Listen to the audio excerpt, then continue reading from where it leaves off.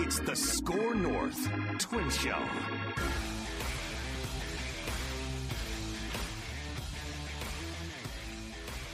SKOR North Extra Innings, Declan Goff here live from Target Field. I pulled a Judd Zolgad, began this conversation with my mic still muted, but that's okay. It happens. My sports dad, I think the sports dad will be joining me here for Game 2 between the Twins and Rays, which doesn't have rain in the forecast for once, which is a great sign.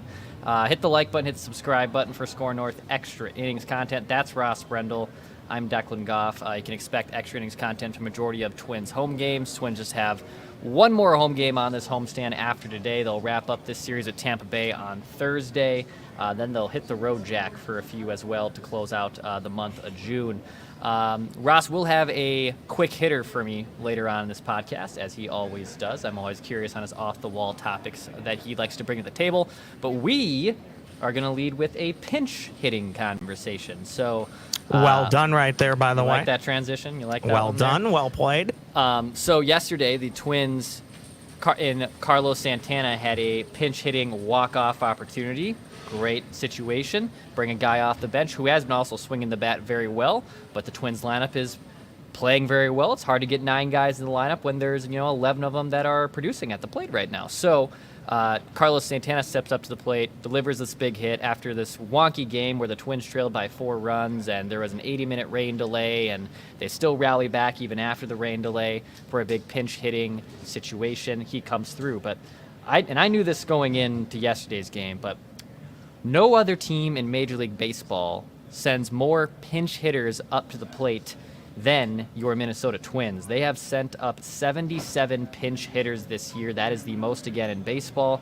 And they're not too good at it, I will say, even though Sands yesterday was a game winner. Just 14 hits. They have a 182 batting average. For context, even though they have the most at-bats, they have the 9th worst batting average on pinch hitters this season. So begs the question, do the Twins pinch hit so much? Rocco Baldelli was asked about this in his pregame access and said, do you ever second guess yourself? Which is, I think, a very fair question to ask a major league manager in today's game, Ross, where decisions are being made on the fly. You are the one making the decision. We've talked about this before. You look like a genius when it works out, i.e. last night. You look like an idiot when the guy goes back to the box after striking out on 3 pitches. Do you regret things? And Rocco has said over time, in the last few years especially, he doesn't. He doesn't have too many regrets. And he said he can honestly name probably on one hand how many times he really regrets making a decision or making a lack thereof of a decision that resulted in a poor performance for the outcome of the game for the Twins. But pinch hitting, I do think this is a little aggressive if you're asking me, especially if the results aren't saying it works too often. But the Twins are very set in their ways. I don't know if you know this, Ross, but they have a lot of things planned out. At least sometimes they say they do. I know Rocco has pushed back on that to us off the record that, hey, I have say here, and that's the light I love working and coaching this team is I'm the one who gets to make these decisions. It's not all planned out like it's made out to be, but, I don't know if I take all that at 100% either. Regardless, though, the Twins do love their pinch hitters. It worked last night, but I do wonder if it's maybe too much of something they do. So I'm pulling up the standings here because you said the Twins have pinch hit 77 times.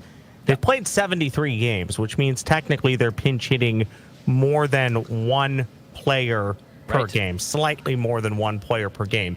Interesting, Declan, because as a child who was born in the mid-'80s, growing up watching baseball predominantly, falling in love with the game in the early, late 90s, you maybe saw a pinch hitter a game, and it was in like the 8th or the 9th inning to try and keep a game alive or save a game.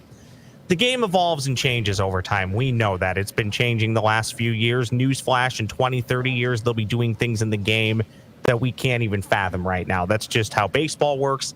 That's how sports work. The Rocco thing is interesting to me on if he would change it. Are they doing it too much? To your point, Declan, I don't think he's ever going to change. So, and I don't mean that in like a negative way. It's just we know what he is this far in to being a manager. And I think maybe some of his pushback would be, okay, right now the numbers aren't great. I don't have numbers in front of me since he's been here, Declan. But maybe his pushback would be, there's still 3.5 months to go in the season. Those numbers could completely turn around. And if he likes it, let's just say well, let's put it this way, Declan, maybe the pinch hitting isn't getting them the results that you would want, but by and large, when you're not playing the best teams in the American League, they're getting results on the field. They're winning games, right? Yep. So, good point.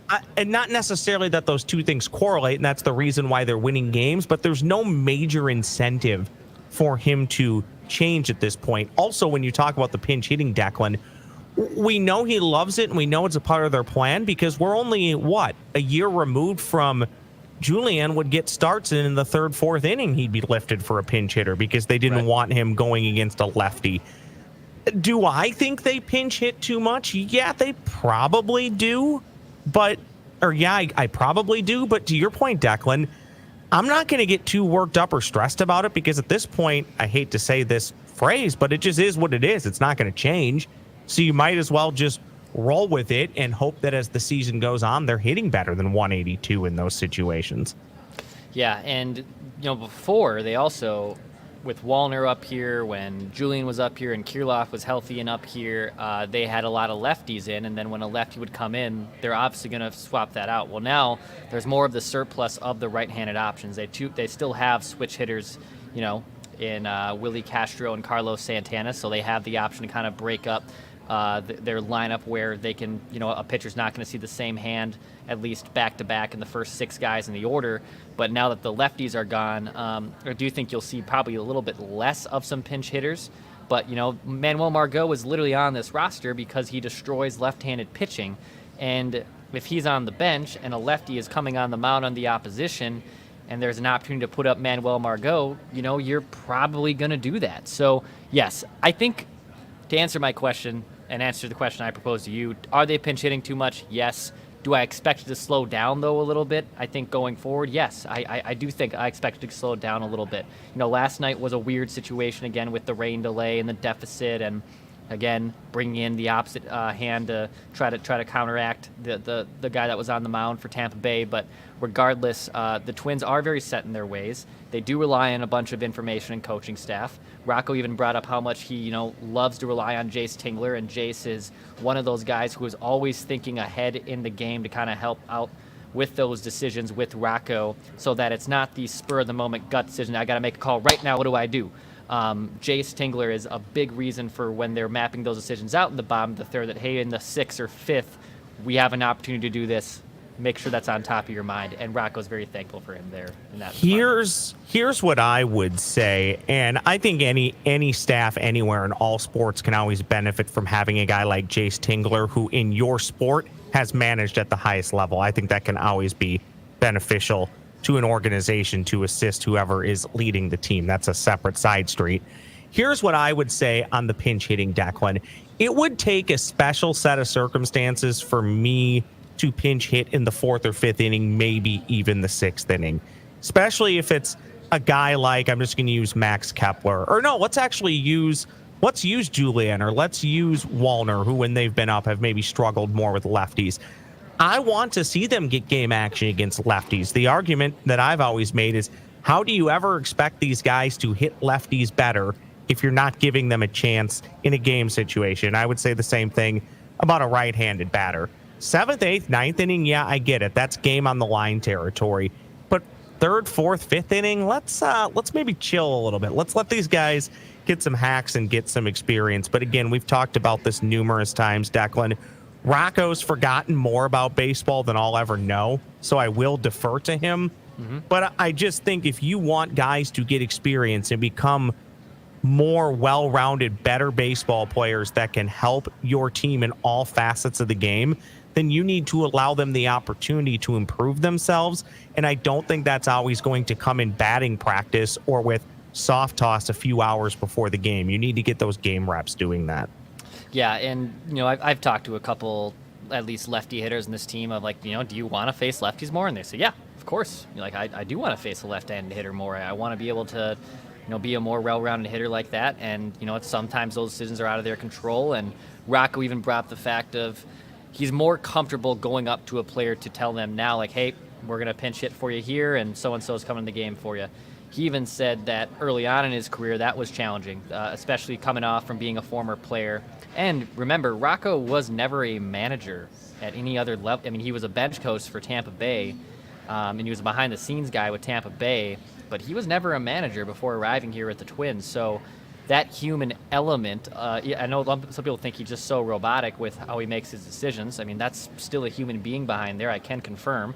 And that part was difficult for him to go up to a player early on. Now, in 2019, too, remember, that Bomba squad was so damn good. We didn't have to talk about pinch hitting 78 times through the first 70-plus games because everyone was hitting home runs. But that's another part of his game where he has gotten more comfortable with making those calls. He's going to be scrutinized regardless, and I'll be one of those people that also will scrutinize him at times too. I don't think there's a black and white way of looking at it and saying that he's always going to be right, you should always be wrong, you should defer to him every single time.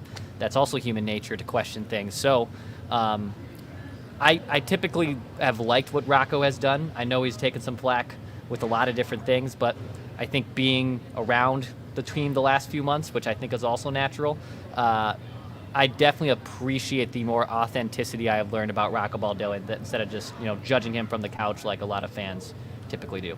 Baseball manager, to me, to draw a correlation, a little bit like being president of the United States, no matter which party or parties you subscribe to or believe in.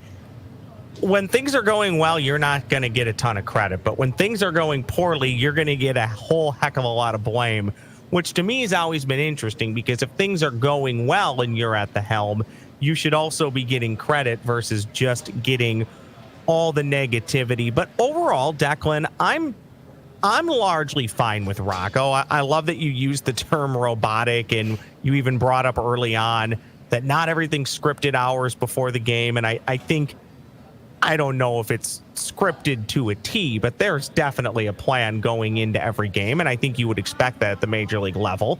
I do think the Twins is probably more scripted than most, but to their credit, Declan, aside from the playoffs, which again, most teams aren't happy at the end of the playoffs. The team that wins the World Series is. Everybody else is disappointed. Besides that, there's a lot of things you can pick out and say, boy, maybe Rocco messed up here. Maybe Derek Falvey and Thad Levine messed up here. You're always going to be able to do that. By and large, they've been a pretty good organization. I mean, they just have. I mean, they're competing for the playoffs almost every year under this regime. They're in the playoffs most year under this regime. So, yeah, you can be frustrated. All fans are. I get frustrated at times. You see me pull you aside in the hallway and start yelling at you about stuff that you have no control over, but I just need to yell at somebody, so I choose you. But by and large, Declan, I have no major complaints. The pinch hitting thing, though, now that you brought it up, I'm going to be paying a lot more attention to it down the stretch just to see if those numbers start to turn around. And again, 7th, 8th, and 9th inning, pinch hit all you want. Prior to that, let's let some of these guys get their cuts. Yeah, and when you look at the lineup, at least for Wednesday's game, Trevor Larnach is a left-handed hitter. He usually gets pinch hit for by the end of the game, and Max Kepler, sometimes they're a little bit more okay with Kepler facing a lefty than other left-handed hitters, which is an interesting decision. I don't know if that's just seniority, having more at-bats, having more familiarity, but they are typically okay with Kepler seeing some lefties in the case of where in the case of Larnach and Kirilloff and Julian, when they've been here, they're kind of doing the opposite. Another guy who has kind of a different approach and just continues to see good pitches, and even though Matt Wallner has been on a hot streak with the Saints, Austin Martin, every time he comes up, he takes Spark pitches plug, and baby. And he gets singles and he gets on base, man, and he's got great speed, and he continues, even though he is not the mold of today's hitter, which is obviously power and swinging out of your shoes. He's a little bit of an old school guy. He has been phenomenal since being called up. He gives them a completely different look at the plate. That I know there's a lot of angry fists, and some of them are justified of why not call up Matt Wallner, but I mean, Austin Martin gives them a completely different look in this lineup, and so far it's obviously been working for them too.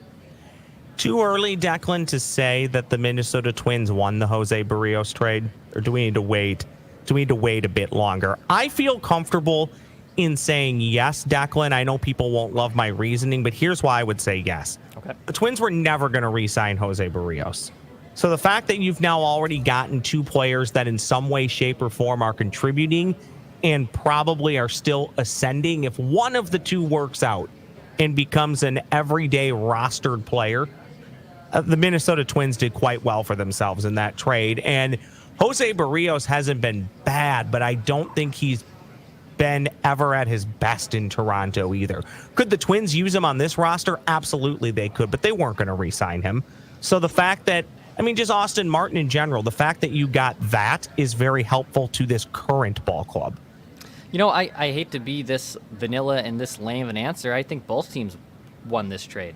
Toronto needed a starter at the time. Fair. Yep. And now that team is starting to erode a little bit, and they might have to sell off some pieces, but they needed a pitcher at the time. The Twins weren't going to pay him.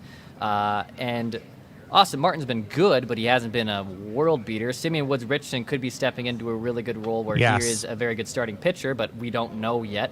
I think it worked out for both teams. And that's good. I mean, you don't want it to be lopsided ever. So actually, I kind of think it worked out for both squads. Jose got a big payday with Toronto. He's locked up as a Blue Jay for a long time. So maybe Austin Martin and Simeon Woods Richardson can continue to be control pieces for them going forward. But yeah, I think they did a good job analyzing that trade, and it's now starting to pay off for the Twins side of things. Well, you're pro the Minnesota Twins getting Vlad Guerrero. What if the Blue Jays ate some of the Barrios money and just shipped Barrios and Vlad back? Two problems solved in one trade, Declan. Amen. I wouldn't hate that at all. And by the way, because I've gotten some notes about this, the salaries over the course of a season are, kind of prorated. So when someone makes $20 million, that's their salary. By the time they're traded, it's more like $9 million. So it's not like you're taking on the entire length of the previous contract that already took place up to that point in that year.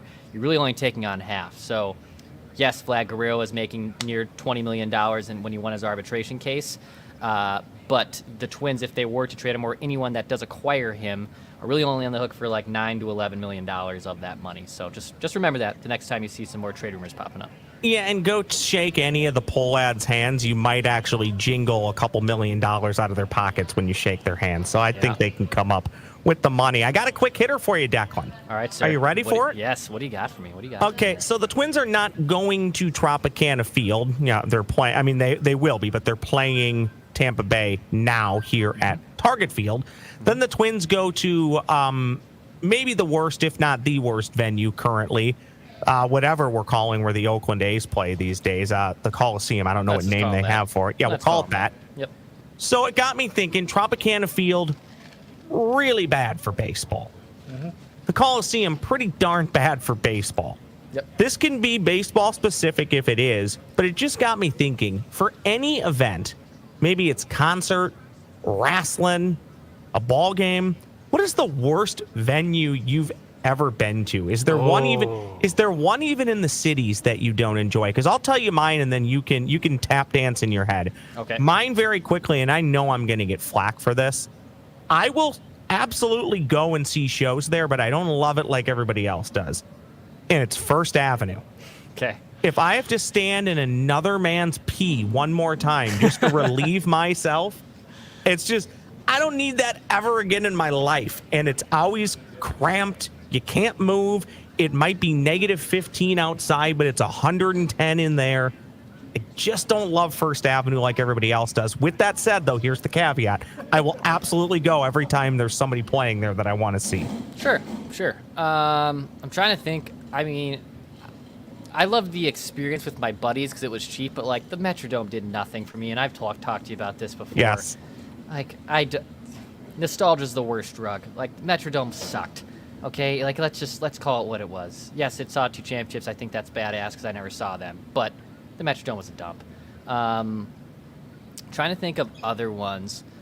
I mean, I don't love First Avenue. I like First Avenue. I wouldn't say I dislike it necessarily. I will tell you on the other side, the Armory is one of my favorite. It's probably my favorite venue in the entire city since they reopened that for the Super Bowl in 2018. Yeah, it's fantastic. Good call. That is my favorite venue to see a show. Trying to think of. I mean, I haven't been to a lot of stadiums, so trying to think of other like random little podunk ones that I've been to. Do you know what I did slightly before, literally as the Great Pandy of 2019 was breaking out? Okay. I saw a local wrestling show at the abandoned Herbergers at Rosedale Mall. Oh, my God. And I wouldn't say that was a bad venue, but it definitely sticks out in my mind for multiple reasons. I got to see our guy Orange Cassidy was performing Nice. that night, by the way. And by the way, this was literally as COVID was breaking out. So nobody really COVID. knew anything. Yeah, there was definitely COVID in the building. All they had was one table with like a gigantic 5-gallon drum of hand sanitizer. Those were their protocols at the point. Yeah. I've been to both places in Mankato for things. Excuse me. I covered St. Cloud State baseball and hockey games around there. I will say, though, even though when I've been to Mankato's baseball stadium, there's no press box, they always just gave me a table, which I found to be very, very nice of them. So I was just like, all right, this is not ideal, but I'm on the field, basically, and you guys gave me a table with internet access, so I can't complain at you too much. I don't love their football stadium, Blakesley. Okay. Blakesley Stadium. Not a fan of that. And I feel like it's hard to rip. Like, I've been to some high school press box that are small and cramped. But, like, I can't rip those. Those are high schools. And I can't rip Bemidji's high school football field or, Pequot's high school football field. I can't do that. I called 9-man football in South Central South Dakota and North Central Nebraska. I'm not kidding you. I literally did a football game from basically a piece of like wood sheetrock-ish thing connected to a tree out in the elements. It was raining on me the entire time. And then I also did another one where I had to climb up a ladder like 18 feet in the air. And it was basically a tree house. Wow. That was what I was in. So yeah, I hate to be, I don't have an answer for you, but I feel like that's okay. That's totally fine. I'm with you on the Metrodome. Something's gonna come to me though. I know. I never enjoyed the Metrodome like a lot of people did. I get the nostalgia, but I never loved it either. No, I agree with you. It doesn't do a lot for me. I'm gonna remember something as soon as this podcast ends, and I'm gonna text you just being like, I remember exactly what it is now. So I'll save it for the next time we meet up. That's right. Hit the like button, hit the subscribe button. This is SKOR North Extra Innings. That's Ross Brendel. I'm Declan Goff. Appreciate everyone listening, liking, supporting all the podcasts we have done here over the last few months. We're coming up on the first half of the season break before the All-Star break, so I can go get hitched and get married. I did not time that. I did not plan that out. It just was fate that just was meant to be. So we're excited. We'll wrap up this homestand tomorrow on Extra Innings. Appreciate you guys. We'll be talking at you then.